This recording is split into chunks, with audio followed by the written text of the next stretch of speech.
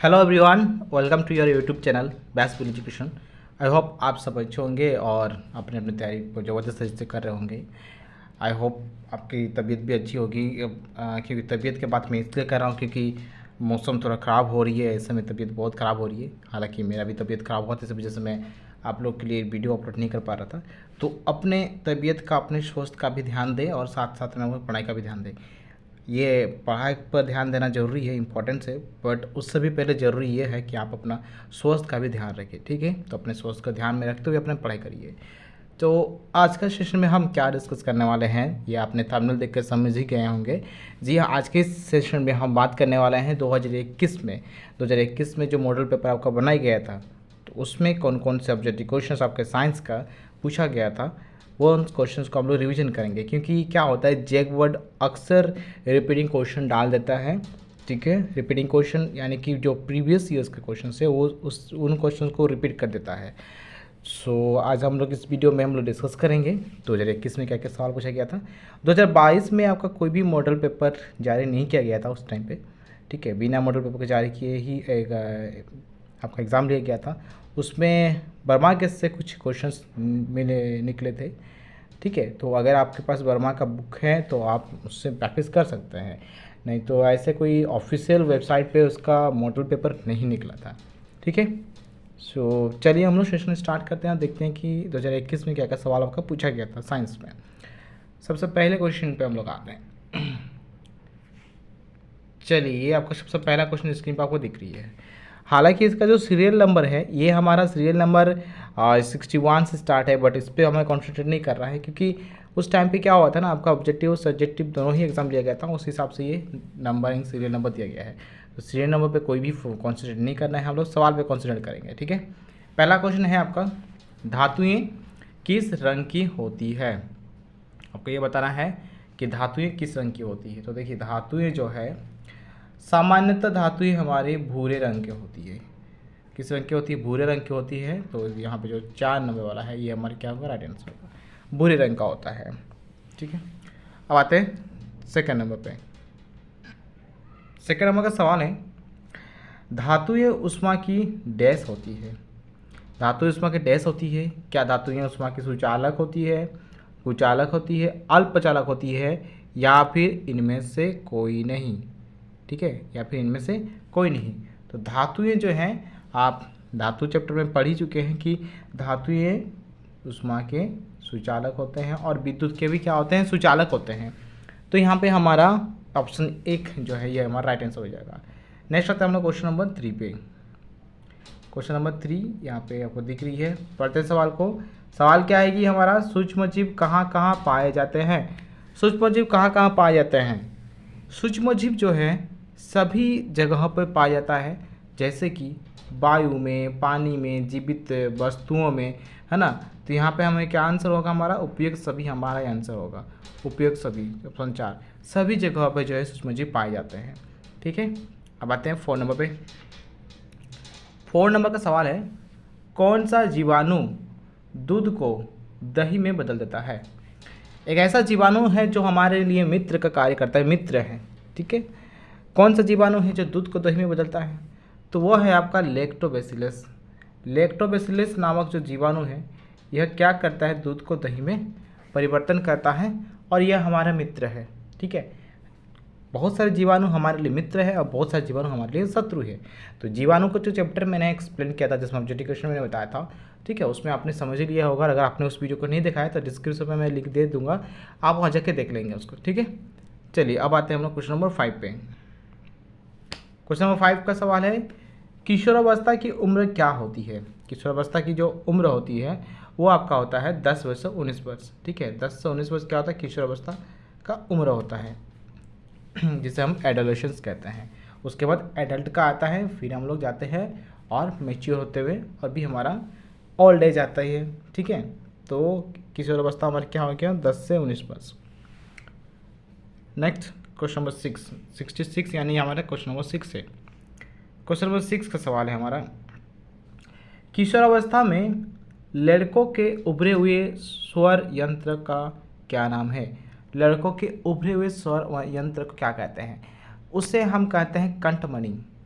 ठीक है। लड़कों में आप देखते होंगे कि कंठमणि होता है, जो कि लड़कों में पूरी तरह से दिखाई देती है उभरे हुए गले में, उनका गले में रहता है वो स्वर यंत्र है ना, वो उसे हम क्या कहते हैं, कंठमणि कहते हैं, और उसी को हम एडम्स एप्पल भी कहते हैं। ठीक है। और अगर हम हिंदी में कहेंगे तो कंठमणि कहेंगे, इंग्लिश में कहेंगे तो हम इसे क्या कहेंगे, हिंदी में कंठमणि यानी इंग्लिश में एडम्स एप्पल कहेंगे।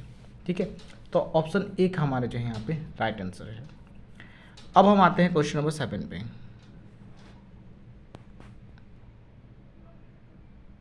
चलिए अब आते हैं हमारा क्वेश्चन नंबर 7 पे। क्वेश्चन नंबर 7 क्या है, देख सकते हैं स्क्रीन पे, ये आपका क्वेश्चन नंबर 7 है, जो 67 जिसमें लिखा हुआ है। सवाल है कि बल का मात्रक क्या है। तो बल का मात्रक हमारा होता है क्या, न्यूटन। ठीक है, बल का मात्रक न्यूटन होता है। अब आते हैं क्वेश्चन नंबर 68 यानी कि 8 में। क्वेश्चन नंबर 8 का परिभाषा को ध्यानपूर्वक पढ़िए।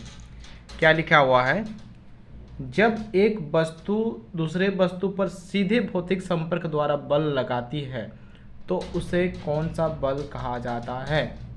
देखिए, बल एवं दाब का चैप्टर मैंने बताया था, जब बल एवं दाब का चैप्टर में मैंने समझाया था कि जब कोई वस्तु किसी दूसरे वस्तु पर सीधे भौतिक संपर्क बनाता है तब हम उसे संपर्कित बल कहते हैं, क्योंकि उसमें वो संपर्क बना रहा है। ठीक है। अगर संपर्क के कारण बल लगता है तो हम उसे संपर्कित बल कहते हैं, और अगर संपर्क के बिना बल लगता है तो हम उसे असंपर्कित बल कहते हैं। देखिए, संपर्कित बल के अंतर्गत क्या क्या बल आते हैं, जैसे कि मांसपेशीय बल, वो संपर्कित बल के अंदर आता है। घर्षण बल संपर्कित बल के अंदर आता है। फॉर एग्जाम्पल, हम जो पृथ्वी में जो हम चलते हैं, हम पृथ्वी जो वॉक कर पाते हैं, ये हम कैसे कर पाते हैं, जब हम अपने हमारा जो मांसपेशीय बल है, यानी पैरों का जो बल है, पैर से जब हम पृथ्वी पर बल लगाते हैं और लगाने के बाद घर्षण करते हुए हम आगे बढ़ते हैं। ठीक है, यानी कि हम पृथ्वी के साथ कांटेक्ट यानी फिजिकल कांटेक्ट बनाने के बाद ही हम चल पाते हैं। तो ये हमारे क्या संपर्कित बल है। ठीक है, आई समझ में। अब आते हैं हम लोग क्वेश्चन नंबर 9 पे। चलिए अब पढ़ते हैं 9 नंबर का सवाल। दहन के लिए कौन सी गैस आवश्यक है, यह बताना। दहन के लिए कौन सी गैस आवश्यक है, कौन सी गैस के बिना हम दहन नहीं कर सकते, यानी आग नहीं जल सकता है। क्या नाइट्रोजन है, ऑक्सीजन है, कार्बन डाइऑक्साइड है, कार्बन मोनोऑक्साइड है। यहाँ पे आपका राइट आंसर होगा ऑप्शन 2। ठीक है, ऑक्सीजन। ऑक्सीजन के बिना आग नहीं जल सकती है। ठीक है, ऑक्सीजन के बिना, यानी कहने का मतलब हुआ, अगर आप एक इमेजिन करिए कि अगर कैंडल जल रहा है, एक कैंडल जलते हुए कैंडल को अगर आप कांच के गिलास से ढक देंगे तो वो जलना बंद हो जाता है, थोड़ी देर बाद वो धुप करके बंद हो जाता है। रीज़न क्या है, क्योंकि कांच के गिलास में हवा नहीं घुस पाता है। जब हवा नहीं घुस पाता है यानी ऑक्सीजन की मात्रा कम हो जाती है, और ऑक्सीजन की मात्रा कम होने से दहन नहीं होता है, जलता नहीं है। ठीक है, तो दहन के लिए हमारा सबसे ज़्यादा जो महत्वपूर्ण गैस है वो है क्या, हमारा ऑक्सीजन है। ठीक है, चलिए अब आते हैं क्वेश्चन नंबर 10 पे। 10 नंबर, एलपीजी का पूरा नाम क्या है। एलपीजी का पूरा नाम होता है लिक्विड पेट्रोलियम गैस या लिक्विफाइड पेट्रोलियम गैस। तो लिक्विफाइड पेट्रोलियम गैस आपका ऑप्शन 3 में दिया हुआ है, तो ये आपका क्या है, राइट आंसर है। ठीक है, अब आते हैं क्वेश्चन नंबर 11। 71 जो है ये आपका 11 है। जो जंतु अपने जैसे शिशु को जन्म देते हैं उन्हें क्या कहते हैं। तो जो जंतु अपने जैसे शिशु को जन्म देते हैं उन्हें हम जरायुज कहते हैं, जरायुज। और जो सीधे शिशु को जन्म ना देकर अंडे देते हैं उन्हें हम अंडप्रेजक कहते हैं। ठीक है, उन्हें हम क्या कहते हैं, उन्हें हम अंडप्रेजक कहते हैं। तो इस सवाल में आपका आंसर क्या होगा, जरायुज होगा, क्योंकि उन जंतुओं को हम जरायुज कहते हैं जो सीधे अपने शिशु को जन्म देते हैं। ठीक है, अंडे नहीं देते हैं, सीधे शिशु को जन्म देते हैं, उन्हें जरायुज कहते हैं।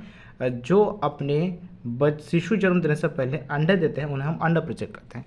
ठीक है, आ रही समझ में। चलिए अब आता हम क्वेश्चन नंबर 12 पे। क्वेश्चन नंबर 12 का सवाल है कि हाइड्रा का अलैंगिक जनन क्या कहलाता है। हाइड्रा में अलैंगिक जनन होता है, तो हाइड्रा में किस प्रकार का अलैंगिक जनन होता है ये आपको बताना होगा। क्या उसमें द्विखंडन होता है, बहुखंडन होता है, मुकुलन होता है या प्रजनन। प्रजनन तो है ही, जनन की प्रक्रिया को तो हम प्रजनन कहते हैं। तो क्या होगा यहाँ पर हमारा आंसर, हमारा आंसर यहाँ पे होगा मुकुलन। हाइड्रा क्या है, हाइड्रा एक जलीय जीव है, अत्यंत सूक्ष्म जलीय जीव है, जिन्हें हम बिना सूक्ष्मदर्शी की सहायता से देख नहीं सकते हैं। और ये किस विधि से अपना जनन करते हैं, मुकुलन विद्युत चरण कहता है, मुकुलन एक अलैंगिक चरण है। ठीक है, इसके बारे में मैं डिस्कस कर चुका हूँ प्रीवियस वीडियो में, तो लिंक मैं डिस्क्रिप्शन में, जैसे मैंने कहा कि मैं डिस्क्रिप्शन में दे दूँगा, तो वहाँ से जाके आप अच्छे से और देख सकते हैं। ठीक है, चलिए नेक्स्ट आते हैं क्वेश्चन 13 पे। वे वस्तुएं जो प्रकाश उत्सर्जित करती है क्या कहलाती है? जो प्रकाश उत्सर्जित करती है उसे प्रदीप्त वस्तु कहते हैं। ठीक है, क्या कहते हैं? प्रदीप्त वस्तु। जो प्रकाश दे उन्हें प्रदीप्त, और जो प्रकाश ना दे उन्हें अप्रदीप्त। ठीक है, अब आते हैं हम लोग क्वेश्चन नंबर 14 पे। 14 का सवाल क्या है? सूर्य का श्वेत प्रकाश कितने रंगों का होता है? तो सूर्य का श्वेत प्रकाश हमारे 7 रंगों का होता है। जिस प्रकार इंद्रधनुष में 7 रंग होते हैं, तो सूर्य के श्वेत प्रकाश में भी 7 रंग होते हैं। ठीक है, अब 7 रंग कैसे आप याद करेंगे? तो 7 रंग को याद करने के तरीके क्या है? अगर मैं इंग्लिश में बोलूँ तो उसे इंग्लिश में कहते हैं विवग्योर। ठीक है, थोड़ा सा मैं यहाँ आपको बता देता हूँ, उन्हें क्या कहते हैं? विवग्योर। देखिए, अब विवग्योर कैसे हम लिखेंगे, एक मिनट, यहाँ पे मैं विवग्योर का आपका स्पेलिंग लिख देता हूँ, आप समझ जाएंगे कि कौन सा वाला है। VIV cure GYOR विवग्योर। और यहाँ पे विवग्योर है क्या, इसको मैं फुल फॉर्म बता देता हूँ। तो प्रकाश के जो 7 रंग है, इसका फुल फॉर्म यहाँ से निकलता है। V फॉर वॉयलेट यानी कि बैगनी, I फॉर इंडिगो, ठीक है, B for blue, G for green, ठीक है, Y for yellow, O for orange and R for red. ये आपका क्या है? 7 रंगों का नाम है, प्रकाश के 7 रंगों का नाम। विवग्योर का आप याद रखेंगे तो आप आसानी से याद रख सकते हैं।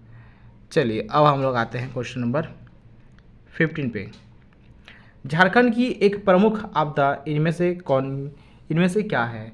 एक प्रमुख आपदा बताइए जो कि झारखंड में होता है। क्या झारखंड में बाढ़ आती है, भूकंप आती है, ज्वालामुखी आती है, या तड़ित ज़्यादा आता है? तो अभी तक का इतिहास में, झारखंड में अभी तक के इतिहास में कभी भी बाढ़ नहीं आया है ना, किसी भी क्षेत्र में बाढ़ नहीं आया है, क्योंकि क्योंकि झारखंड एक समुद्री इलाका राज्य नहीं है, तो यहाँ पे बाढ़ आने की संभावना बहुत ही काफ़ी कम होता है। और भूकंप भी यहाँ पे काफ़ी कम आता है, काफ़ी ही कम, ना के बराबर। ठीक है, बहुत ही कम। भूकंप के कारण यहाँ पे कभी भी कोई भी आपदा नहीं हुई है ना। और ज्वालामुखी तो यहाँ पे कभी आई नहीं है झारखंड में। हाँ, सबसे ज़्यादा लोग अगर मारे जाते हैं झारखंड में, तो वह एक ही कारण से मारे जाते हैं, वो है आपका वज्रपात या फिर तड़ित। ठीक है, वज्रपात या तड़ित के वजह से ही लोग मारे जाते हैं। तो हमारा ऑप्शन यहाँ पे 4 हमारा राइट आंसर होगा, तड़ित के वजह से। ठीक है, तो झारखंड के एक प्रमुख आपदा जो है वो है हमारा तड़ित है। ठीक है, इस चीज़ को याद रखिएगा। सभी क्वेश्चन का आप नोट डाउन जरूर करिएगा, क्योंकि ये सभी क्वेश्चन भी आपके लिए इंपॉर्टेंट है। हो सकता है कि ये सभी क्वेश्चन आपका रिपीटिंग हो जाए और ये सभी क्वेश्चन भी आपको पूछा जाए। ओके, चलिए 16 नंबर क्वेश्चन पढ़ते हैं। 16 का सवाल है, पृथ्वी के भूपटल पर कंपन क्या कहलाता है? यानी पृथ्वी के कंपना क्या कहलाता है? तो पृथ्वी के कंपना हम समझ रहे हैं, पृथ्वी का कंपना हमारा भूकंप कहलाएगा। भूकंप में क्या होता है? पृथ्वी कंपने लगती है ना। और कभी कभी अगर कंपन ज़्यादा तेज हो जाती है तो क्या होता है? बहुत सारे बिल्डिंग्स ज़मीन के नीचे दब जाते हैं, गिर जाते हैं। ठीक है, आपने न्यूज़ पढ़ा होगा, हाल ही में एक कंट्री है तुर्की, जहाँ पे भूकंप आई है, बहुत से लोग पीड़ित हो गए हैं। ठीक है, तो क्या है, भूकंप क्या होता है कि भूमि का कंपना हमारा भूकंप कहलाता है, यानी पृथ्वी का कंपना भूकंप कहलाएगा। चलिए आते हैं क्वेश्चन नंबर 7 पे, 17। इट्स 17। ओके, वायुमंडल में किस गैस की मात्रा सबसे अधिक होती है? वायुमंडल में किस गैस की मात्रा सबसे अधिक होती है आपको बताना होगा। ठीक है, तो वायुमंडल में सबसे अधिक मात्रा अगर है कोई गैस तो वो है आपका नाइट्रोजन। 78% नाइट्रोजन होता है और ऑक्सीजन होता है हमारा 23%। तो सबसे ज़्यादा मात्रा में तो हमारा नाइट्रोजन है, 78% है इसका मान। ठीक है, तो नाइट्रोजन हमारा सबसे ज़्यादा है। आप सभी का दिमाग में आया होगा कि ऑक्सीजन हम सांस के रूप में लेते हैं तो ऑक्सीजन ज़्यादा होना चाहिए, बट ऐसा नहीं है, नाइट्रोजन हमारा ज़्यादा है, ऑक्सीजन से भी ज़्यादा है नाइट्रोजन हमारा। चलिए नेक्स्ट आते हैं हम लोग क्वेश्चन नंबर 18 पे। हमें स्वच्छ शोषण के लिए किस गैस की आवश्यकता पड़ती है? ये हम बता सकते हैं, आंसर इजीली बता सकते हैं। हम श्वास के रूप में कौन सी गैस का यूज़ करते हैं? तो शोषण के रूप में हम ऑक्सीजन गैस का यूज़ करते हैं, तो हमें ऑक्सीजन गैस ही चाहिए, यानी ऑप्शन 2 हमारा राइट आंसर होगा। ठीक है, नेक्स्ट अभी 19 नंबर का सवाल है ये कि रबी फसल का उदाहरण है, इनमें से कौन सा जो है रबी फसल का उदाहरण है? तो रबी फसल को आपको समझना होगा। रबी फसल जो होता है ना, वो आपका दिसंबर के बाद यानी कि जनवरी फरवरी में जो भी हम लोग फसल उगाते हैं, जनवरी फरवरी में जो हम लोग फसल लगाते हैं, ठीक है, तो वो आपका रबी फसल का अंतर्गत आता है। और रबी फसल में क्या होता है ना, उसमें उन फसलों को कम पानी की आवश्यकता होती है, ज़्यादा पानी की आवश्यकता नहीं होती है। जैसे धान के लिए बहुत ज़्यादा पानी की आवश्यकता होती है, 100 सेंटीमीटर तक का उसका पानी उसके जड़ में रहना चाहिए, ठीक है। तो यहाँ पे ऑप्शंस को पढ़ते हैं। पहला क्या है, धान है, मकई है, गेहूँ है, सोयाबीन। यहाँ पर आपका आंसर होगा गेहूँ। गेहूँ जो है आपका रबी फसल है, क्योंकि गेहूँ के लिए कम पानी की आवश्यकता होती है और ये हमारा कब आता है, ये हमारा शीत ऋतु में आता है, ठीक है। जितने भी फसल जो शीत ऋतु में आता है, शीत ऋतु कहने का मतलब ये हुआ कि आपका ऐसे दिसंबर के बाद से जितने भी फसल होते हैं और जिनकी कटाई होती है फरवरी मार्च में, जिनकी कटाई हो जाती है, वो हमारे रबी फसल के अंतर्गत आता है। और खरीफ फसल क्या होता है, जो मानसून के टाइम जितने भी फसल हम लोग लगाते हैं मानसून के समय पे, वो सभी हमारा खरीफ फसल के अंतर्गत आते हैं, ठीक है। चलिए अब आते हैं question number, this is 20 and this is last question of this session. इस सेशन का लास्ट क्वेश्चन है ये, ठीक है। क्या है सवाल, सूर्य का सबसे बड़ा ग्रह है, सूर्य का सबसे बड़ा ग्रह। तो सूर्य का सबसे बड़ा ग्रह जो है वो है हमारा बृहस्पति। कौन है हमारा, बृहस्पति जो है सूर्य का सबसे बड़ा ग्रह है। तो ये ऑप्शन 3 हमारा राइट आंसर हो जाएगा यहाँ पे, ठीक है। तो ये हमारा टॉप 20 जीटी क्वेश्चन यहाँ पे कंप्लीट होता है। इन सभी क्वेश्चंस बहुत ज़्यादा मोस्ट इंपॉर्टेंट है। इन क्वेश्चंस को भी आप जरूर लिखिएगा, नोट्स बनाइए, ठीक है। अच्छे से अपनी तैयारी करते रहिए, बिकॉज नेक्स्ट मंथ ही आपका एग्जाम स्टार्ट होने जा रहा है और नेक्स्ट मंथ आपका स्टार्ट होने वाला है, क्योंकि आज 31 है और कल आपका फर्स्ट डे है अप्रैल का। उसके बाद सिर्फ और सिर्फ आपके पास ओनली 10 डेज रहेंगे आपको पढ़ाई के लिए। 3 डेज तो आपको प्रैक्टिस करना होगा कम से कम, ठीक है। तो चलिए आज का सेशन हम लोग इतना तक ही रखते हैं और मैं फिर से कहना चाहूँगा कि आप अपना स्वास्थ्य का जरूर ध्यान रखें। स्वस्थ अच्छे सही रहेगी कि आप सब कुछ सही अच्छे से कर सकते हैं, ठीक है। थैंक यू एवरीवन लास्ट तक बने रहने के लिए। मिलेंगे हम लोग नेक्स्ट वीडियो में और नेक्स्ट ऐसे ही टॉप एमसीक्यू क्वेश्चन के साथ। Thank you everyone, take care.